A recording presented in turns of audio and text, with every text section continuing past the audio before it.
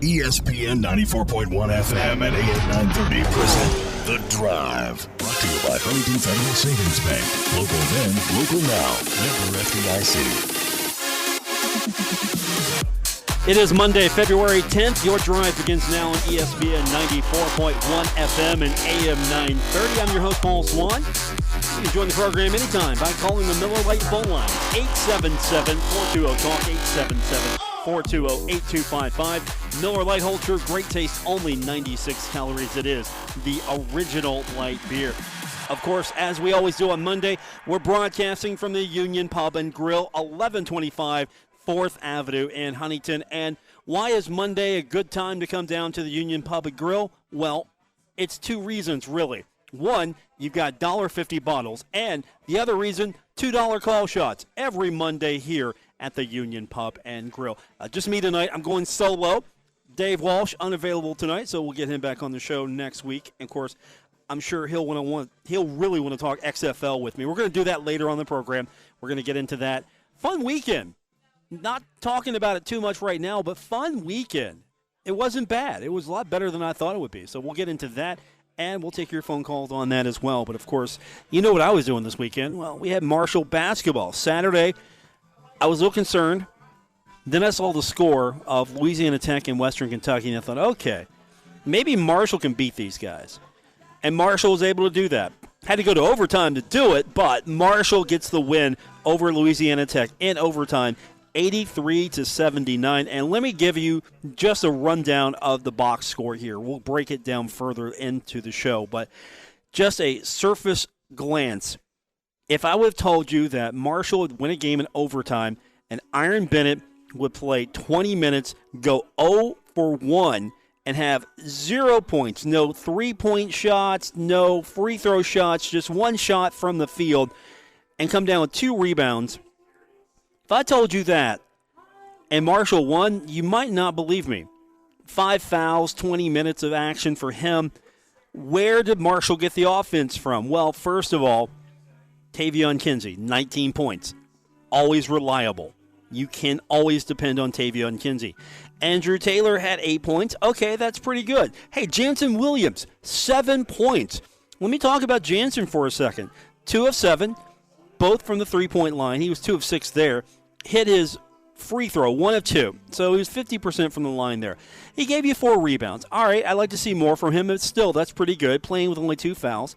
But he also gave you a couple of blocks. He had a steal, had a couple of assists. So all of a sudden, his stat line's starting to show back up, and that's good. Marshall needed him on Saturday. And then you look at the guy who led the team, Jared West, 25 points, 9 of 15 shooting, 4 of 7 from three-point line, hit 3 of 6 from the free throw line. He was playing with only 2 fouls. He had 7 assists. He did have 4 turnovers, but it's not too bad. Marshall had 14 as a team. 1 block. 3 steals. He's out there 39 minutes. But he's not the reason why Marshall won. Initially, you got to give props to Michael Byers. Michael Byers in that game, 8 of 11, 6 of 9 from the three-point line, hit both his free throws, had 6 rebounds. He was playing with 3 fouls, 1 assist, 1 turnover, 1 block, 1 steal, and for 28 minutes, you got 24 points out of him. Also, you're not going to overtime without Michael Byers because he's the one that sent it to overtime. So the Thundering Herd goes to overtime because of him, and the Herd takes care of business. In that first half, Marshall, they trailed a little bit. 27 points is all they could muster. Louisiana Tech went into half 31-27. You thought, okay, this is going to be competitive. And then Marshall, it was back and forth. It felt like Marshall could win this game and do it in regulation, but they needed a little bit more time. But they won the second half, 41-37. So we got to go to overtime to get it settled, and they score 15 in that overtime stanza. Thundering Herd with the victory. All of a sudden, they're a little bit higher now in the standings. Thank goodness. We're not talking Pod 3 anymore because Pod 3 looks like this. Middle Tennessee with 2 wins in conference. Southern Miss with 3 wins in conference. Rice with 4 wins in conference. And UTEP with 4 wins in conference. Marshall has all of a sudden got themselves into a position where if they can win one more game, they win 1 of 2 on the road, they're locked themselves into pot 2. Don't have to worry about pot 3. Don't have to worry about stumbling and getting out of the tournament. You don't have to worry about all that. You still want to be in pot 1, but I don't think that's possible. But, you know what? You get a good seed in pot 2, maybe you make a run. Maybe, just maybe. We'll see. But after the game, one of the guys who was a star of this game, as always, we like talking to him, is Tavion Kinsey. And I caught up with Tavion after the game, and I talked to him a little bit about the fact that, hey, you had to go into overtime. I even joked about it. Like, look, man, hey, I'm getting old here. Let's get these things done in regulation. And he laughed, and he said they wanted to get it in regulation. But you know what? He had no problem with overtime. Here's Tavion Kinsey. We wanted to end it in regulation, but we knew it was going to be a battle with these guys. You know, them being the top in Conference USA. If not, they're the top to us.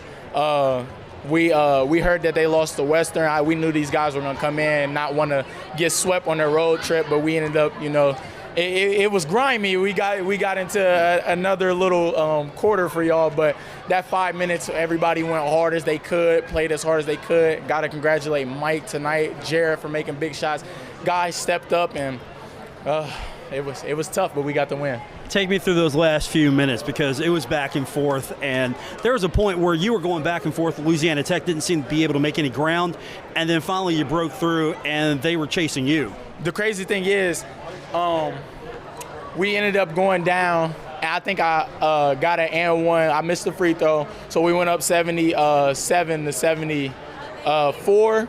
And then he hit one free throw, and I told Jared, I looked at him and I was like, we have to push this. Like, we have to push this out. They gave us a chance to make a bigger lead, you know, whether if it's a 3 and put us up 5 or it's a 2 and put us up 4, we kind of need to push this so that we don't be so close to them when it comes to the end of the game. He did it. We passed it to Mike, got a couple of movements. He hit a big shot. We pushed it out.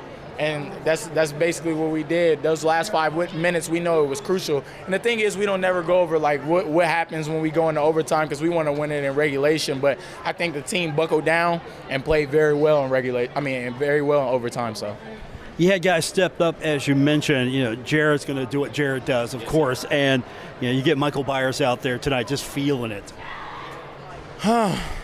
Man.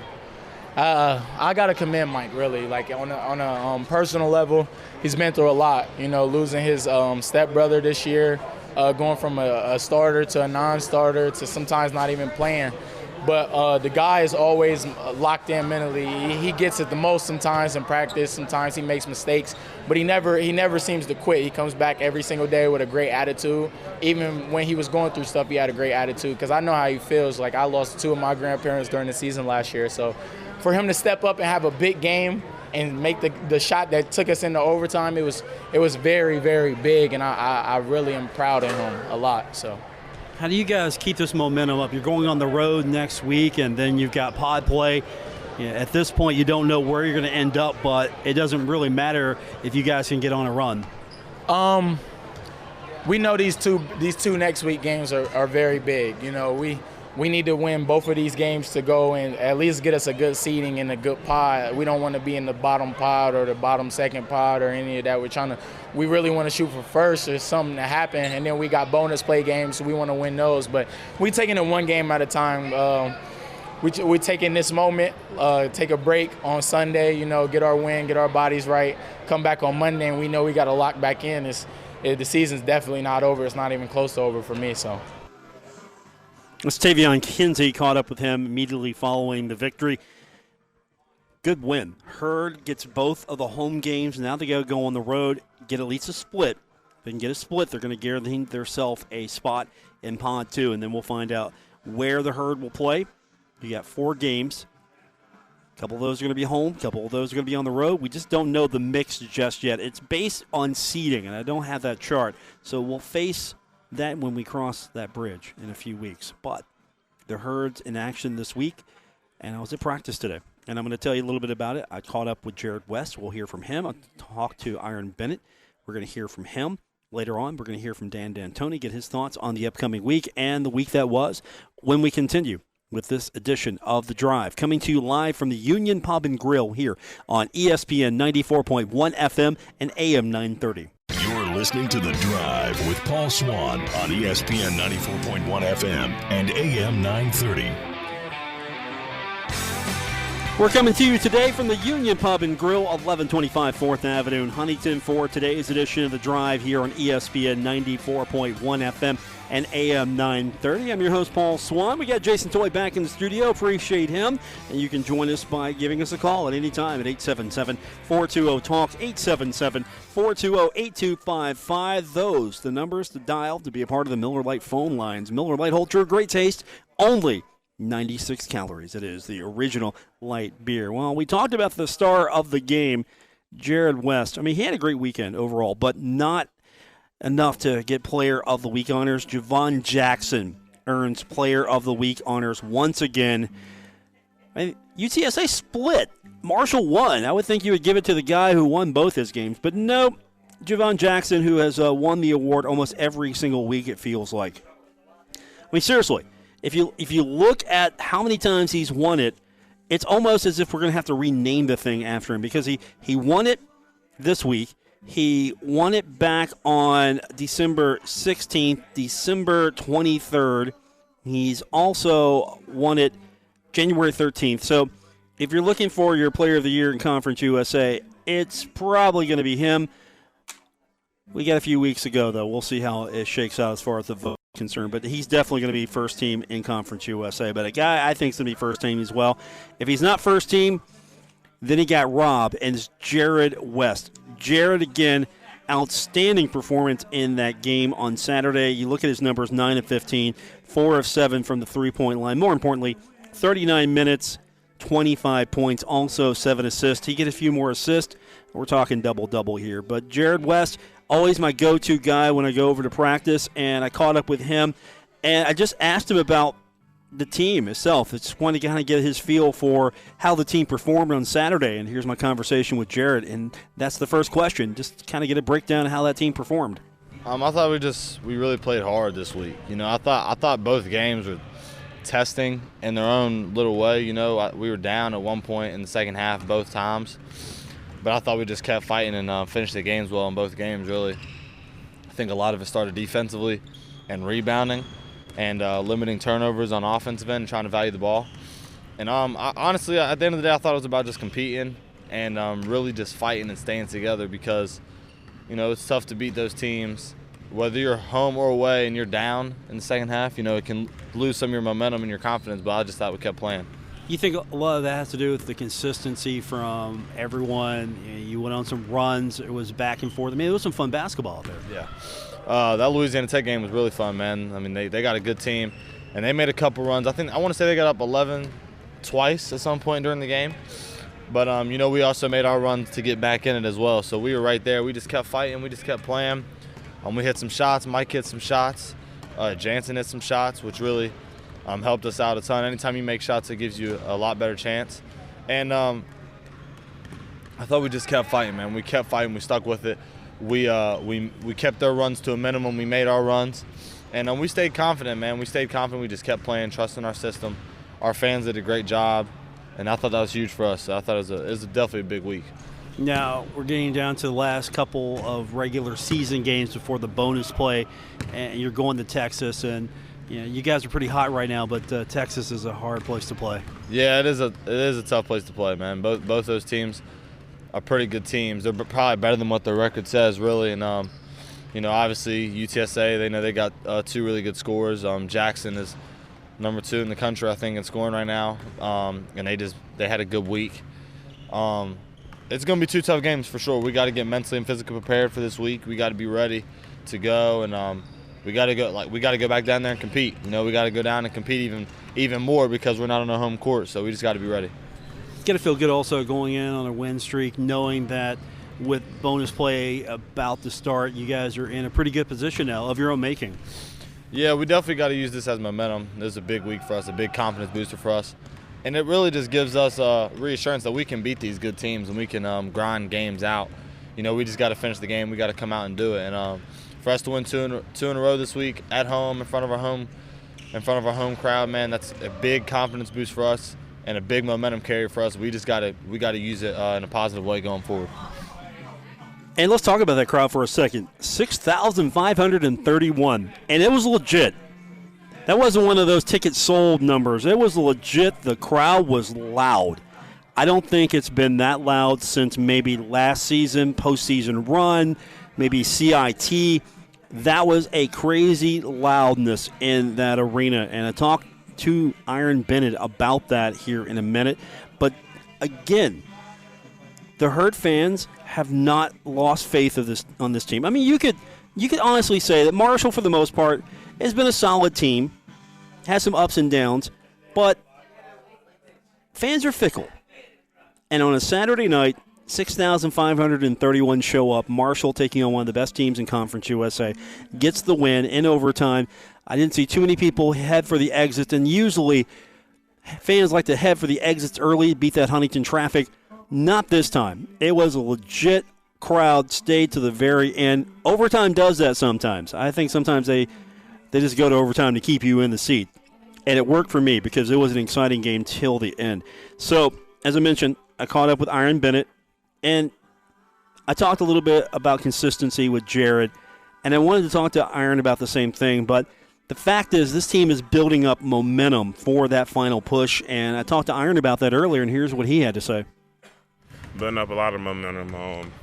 Just going into this week, it's going to be a very big week because obviously we want to finish like in a high seed, high pool in our conference or whatever. So it's going to be a big week. We got to really lock in, have 3 great practices, and then head down to Texas, UTEP, get these 2 wins. Let's talk about the consistency of this team. Thursday and Saturday, you guys were playing sort of the best of the league and sort of a team that wasn't the best of the league, and you guys were pretty consistent both games. Yeah. This week was a good week. We were home both games, both great crowds at both games. First game, I remember first half, like we were like clicking great, and then we like went on a little dead spurt where we didn't score for like 6-7 minutes, but then we picked it back up, came out second half, finished out strong. Game Saturday was a very intense game, I think. Very intense. It was very high energy. Everybody was live in here. Like, it was great. And we obviously got the win in overtime, and it was great. It was great. Why'd you guys have to go to overtime? I'm an old man. I got to go home. Shout out to Michael for hitting the overtime bucket. That was big. Like, oh my God, when we hit that shot, it got so loud in here. Everybody was going crazy. That was nuts. It's a very crazy experience. Was that the loudest it had been maybe since maybe last year's CIT? I think for real, I think so. It got dumb. Like, as soon as Mike hit that, like it was like I couldn't hear nothing but just screams. Like it was crazy. It was crazy. That was a big shot. Mike had a shout out to Mike too. He had a great game Saturday. Great game. Came in, stepped up. He ain't been playing for a while, but he came in, stepped up, played big minutes, gave us big buckets, all that. What's a game like that do for you? Now you got to go on the road. I know you wish you could just bottle it up and take it with you, but what's that do knowing that you can beat a team like Louisiana Tech and you haven't lost the fans? I mean, there's probably more fans here than any game all season. Yeah. If anything, I mean, I think it just gives us confidence and just, I don't know, just confidence in ourselves and stuff, just to go down here in UTEP and just go out there and compete and play hard. Shoot. Just do everything we can just to get the win. Like it's very good to play those 2 home games home, but it's gonna be tough, like going somebody else's place and playing at their home, because it ain't gonna be the same. We ain't gonna have all the same energy, our fans, crowd, and all that. Like, so it's gonna be different. We got to bring our energy and just play hard and just work. work through everything. Is it also a different energy now that you know that, okay, we've pretty much taken care of our business and pod play is about to begin, and it really doesn't matter at that point. You're going to be locked in. You know you're going to the tournament. Now you're just playing for seeding and hoping just to stay hot. Yeah, for sure. I mean, because like I said, like, this is a big week. This is going to determine, like, where we're at in pod. So, like, for sure, like, we want to go down here and go 2-0. Like, that's for sure. But, I mean, if it doesn't happen, I want it to happen. I don't even want to say that. But, I mean, it's a big week. Like, we want these 2 wins. And it very could determine, like, how, I mean, I guess how the outcome will come when we go down there to Dallas. Like, it's going to determine what pod we're going to be, who we're going to be playing.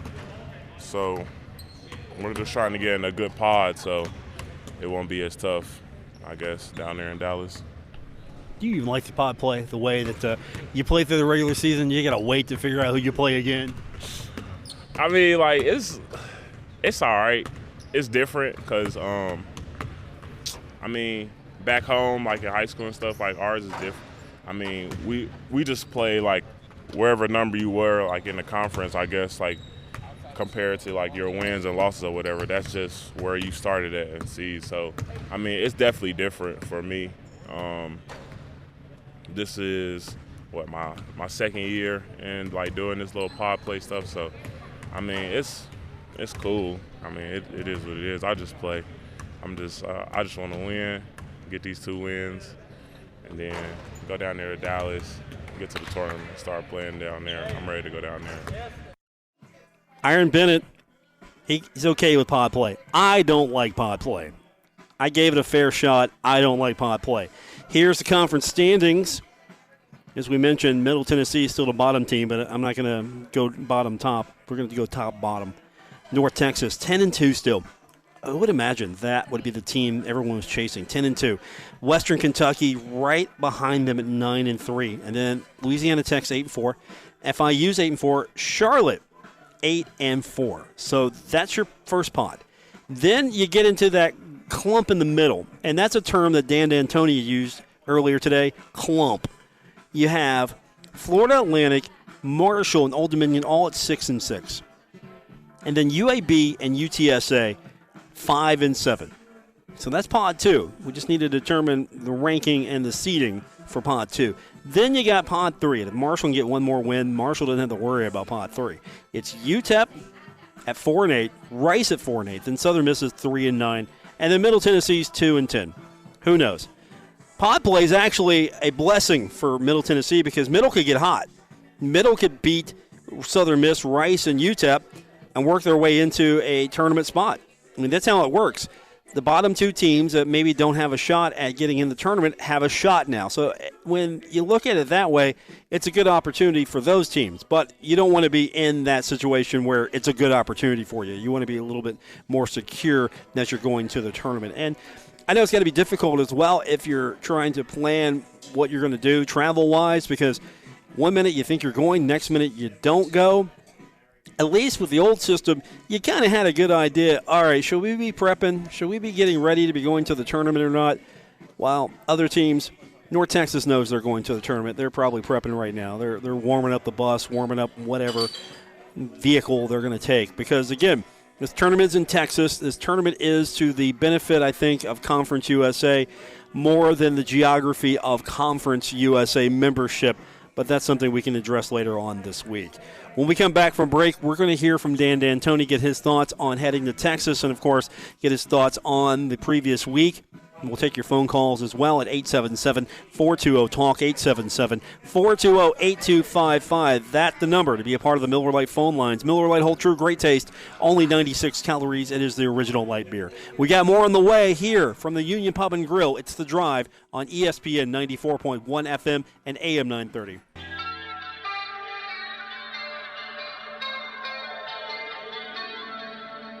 Now, back to The Drive with Paul Swann on ESPN 94.1 FM and AM 930. We're broadcasting live at the Union Pub and Grill. It's 1125 4th Avenue, and every Monday you can join us here for the Monday special. $1.50 bottles, $2 call shots. Every Monday here at the Union Pub and Grill. Of course, rocking out, jamming. Music's always good here. And, of course, we got all the TVs, and I'm sure a lot of these TVs were on the XFL over the weekend. We're going to talk about that a little bit later on, but we're still talking Marshall basketball. Dan D'Antoni feeling pretty good. He has to be feeling good right now. The Thundering Herd win the homestand. That's good.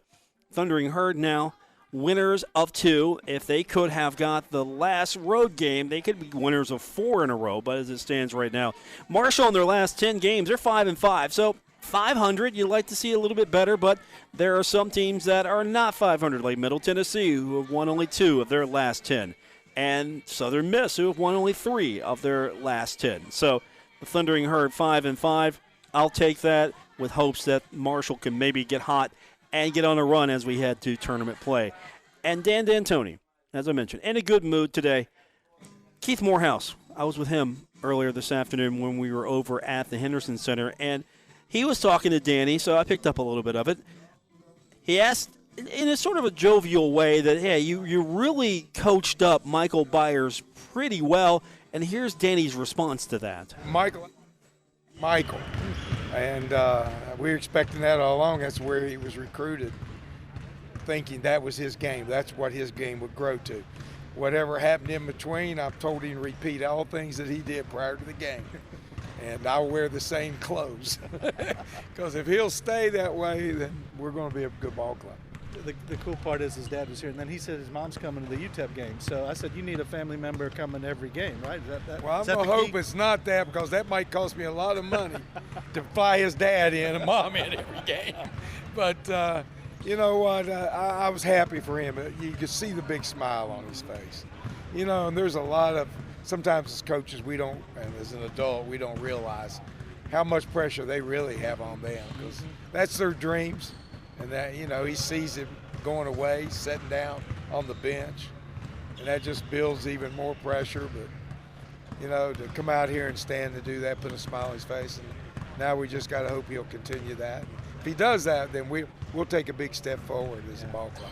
I asked him and Jansen about perseverance, and both of them have gone through struggles. But, you know, it just shows the work ethic. You come out and work, the light can come right back on, right? Well, you know, one thing you never dwindled from Mike is the love of basketball, and he's in this gym a lot. So I might want to get him in the weight room a little more, but he is in the gym a lot. So you know, just like I said, I just hope he'll continue. Does that help the team, knowing that these guys have, I mean, Jansen's come out and played hard. Maybe his shot's not back yet, but Michael does what he does, and does the team kind of coalesce around those guys? Well, probably our weakest position on the floor, the 4-man, number 1, which is Jansen and Michael and George. And then the center, although it's grown. Iron's gotten better, and Gorin has given us a big shot. I tried Marco down at the 4. He's a little bit small for it.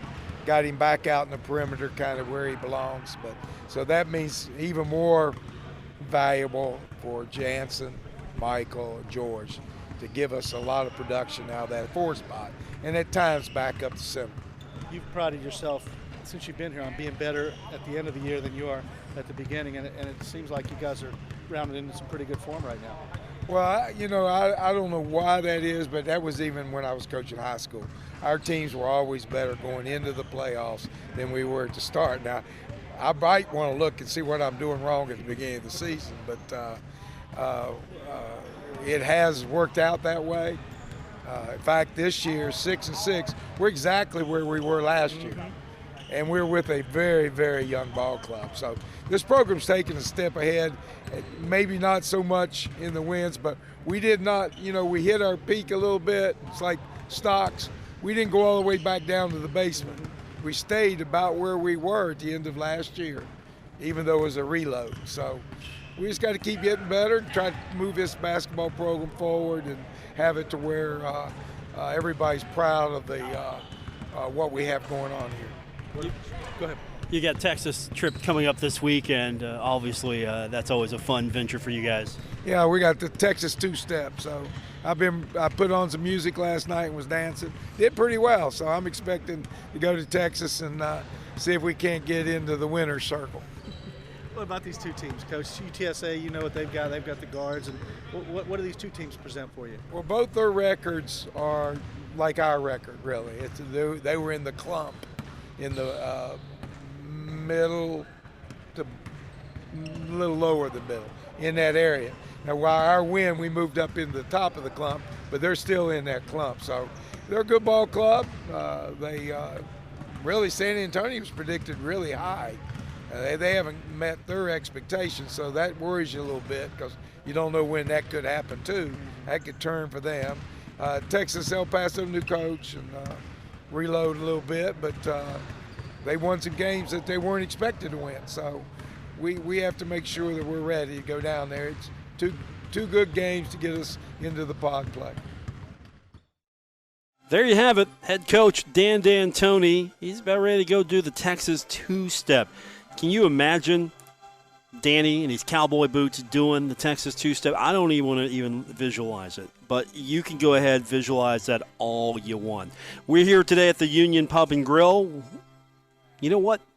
We're going to talk XFL when we continue, and I'm sure there was a lot of XFL football on the screens on Saturday and Sunday. That's right. Football is back. Okay, we'll find out how you really felt about it when we continue with today's edition of The Drive on ESPN 94.1 FM and AM 930.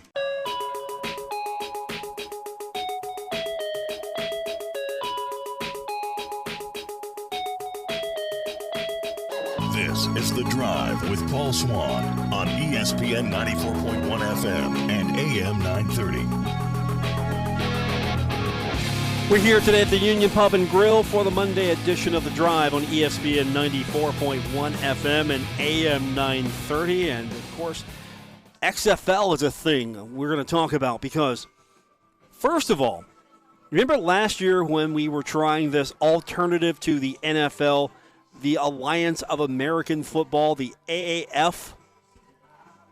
That was not long for this world. Good idea. Poor execution. Now you bring in billionaire Vince McMahon, who also tried this one time with NBC and Dick Ebersol. It didn't work out the first time because I think they were a little too extreme in the way they were going about this. This time around, though, you watch the XFL, and the first thing you note is that it feels like it is a professional football league. It's not the NFL, but it is still a professional football league. So that's a plus right there. Ticket sales from all indicators stronger than the AAF. Fans were excited. Social media was really into it, and we'll see how long that lasts. But everything that you could want from the XFL as far as positive vibes, you got. Plus, they did some things a little different that I thought were novel. Now, I didn't watch every game throughout. I have a couple that I taped, but I watched pieces of here and there of games as I was going through my weekend. It's not the same as sitting down and just watching an NFL game for me. You know, that's sort of a ritual. Sunday, 1 o'clock, I'm watching an NFL game. You know, my schedule hasn't really adjusted yet to the fact that, oh, hey, we have football. But I thought it was a good idea that they're doing Saturday games, they're doing Sunday games as well. I mean, they don't have that many teams, but still spread it out. And that's another thing. The television is a lot better. You've got ESPN behind this thing, you've got Fox, so all of a sudden you've got legitimate television. Now, I'm not saying that CBS isn't legitimate, but you got the backing of Fox, you got the backing of ESPN. And so what have we learned in the past? The biggest thing in sports is what's on ESPN, right? For the most part. Few exceptions. Super Bowl, not on ESPN. But if it's on ESPN for the most part, it's the biggest thing going on. And especially if you watch SportsCenter, right after a game, the biggest game going on after the game is on SportsCenter. They talk about it. And so you got a lot of social media buzz, and the football wasn't bad. It took a few minutes to get things warmed up. And you got to understand here, here's an upstart league, a league that this is their first week of action. You got guys who probably haven't played live fire football in a season or two, and it took a few minutes.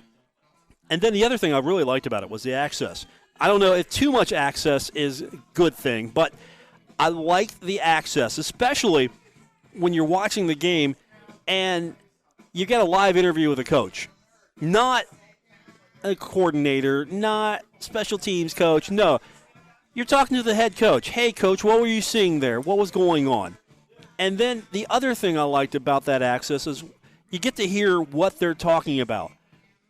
It's one thing you mic up a football player for the NFL broadcast, and you kind of hear what he's talking about. And I'm sure some of that's sanitized, and we did get an F-bomb on the air. We did get one. After all, this is the XFL. This is the Extreme Football League. But just hearing what was going on the sidelines, maybe some of the indecision or double thought, maybe double thinking what you're doing. Okay, maybe second guessing yourself is probably what I'm looking for here. And I thought all of that made for an interesting presentation. And I like the kickoff. I really like the way they're handling kickoffs. That was one thing that I thought was pretty unique. It's not gimmicky.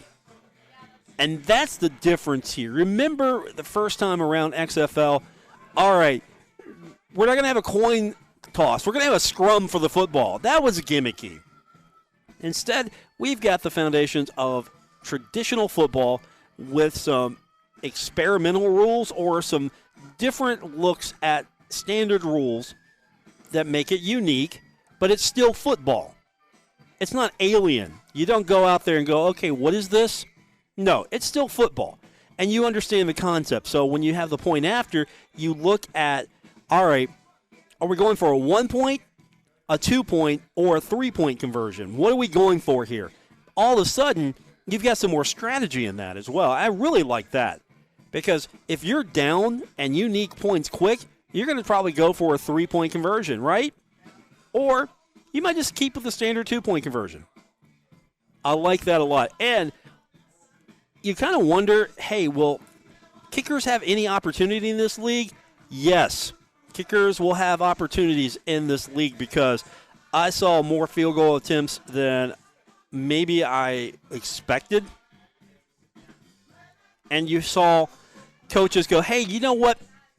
Let's go for it right here. We got to go for it. 55-yard field goal. Let's do it. And that was interesting. Just to see the same game with some different rules, I felt that you had something here. It's really going to be the question now, will it last? You got the buzz. We've watched it now. We've kind of looked at it. And if Cincinnati ever had a team, that would probably be my team. Because I don't know which team I'm going to follow right now. There are several teams I haven't picked yet. I know back in the studio, Jason Toy, he's a Tampa Bay guy. I get that. Makes sense. But I don't know what team to pick right now. And he hate me isn't on the floor, isn't on the court, isn't on the field. He isn't anywhere. I can't find him. He was my guy with the Las Vegas Outlaws. So I don't have a team right now. But if you're looking towards the Los Angeles Wildcats as a team, think again because already – we've got drama in the XFL. That's right. They lost their first game. Okay, somebody's got to lose. So what do the Wildcats do? They fired their defensive coordinator, Pepper Johnson. Here's what the head coach said. Is difficult. That's it? Winston Moss called it difficult. Okay, what's the reason here? We don't know. And then on Twitter, your team captain, not just any player, but your team captain, your linebacker and team captain, Anthony Johnson, he tweeted that he is now a free agent. So here's what the Los Angeles Wildcats said in their statement.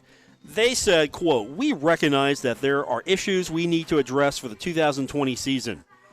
While these decisions are difficult, we have given this significant thought. We are here to put the best possible product on the field for our fans. We thank Pepper for his contributions to the Wildcats, and we are looking forward to our home opener this weekend." They lost 37-17 to the Houston Roughnecks. And the defense really wasn't very good. P.J. Walker for Houston, he threw 4 touchdowns. And they had a comeback. They had a 14-6 half deficit, and they came back. So, no word on why they let Anthony Johnson go. Of course, that's what he's tweeting. He was one of your team captains last week. Again, no word there. But I thought that was peculiar. Like, okay, what is going on here? Already, we've got 1 week in the books, and we've got a firing. All around, though, I thought it was pretty cool. It's different. You got to explain to people what the numbers mean because they're putting bet lines up on the screen now, and, of course, that's going to make some people happy. We haven't started our XFL Fantasy Football League yet at the office. We're working on that for next year. But if you're looking for football, you're looking for something to watch on a Saturday, you want some football, you need some football on Sunday, hey, here's something. This is not that bad. It's actually a lot better than what I thought it would be. It's definitely more entertaining for me than Canadian football. I'm going to be quite honest with you. If I had to choose, right now it's NFL 1, XFL 2 when it comes to pro football. Of course, college football is a different beast altogether, and we won't even get into that. But hope you enjoyed the XFL this weekend. I thought really they did everything right. Television was good. The rules were pretty good. I like the kickoff. I like a little bit of everything. So I'm going to follow it a little bit more. I need a team, though. I don't know which team I'm going to pick. That's the difficulty here. Which team I'm going to jump on the bandwagon for. Because, really, I'm not feeling D.C. New York I'm okay with. Tampa Bay, those uniforms, yeah, I'm not feeling those uniforms. Dallas, Houston. Maybe I'm a St. Louis fan. Yeah, I'm a St. Louis fan. That's my team. I'm going to pick either them or New York. The Battle Hawks. That's going to do it for this edition of the show here from the Union Pub and Grill. For Jason Toy back in the studio, I'm Paul Swann. Thanks for tuning in here on ESPN 94.1 FM and AM 930.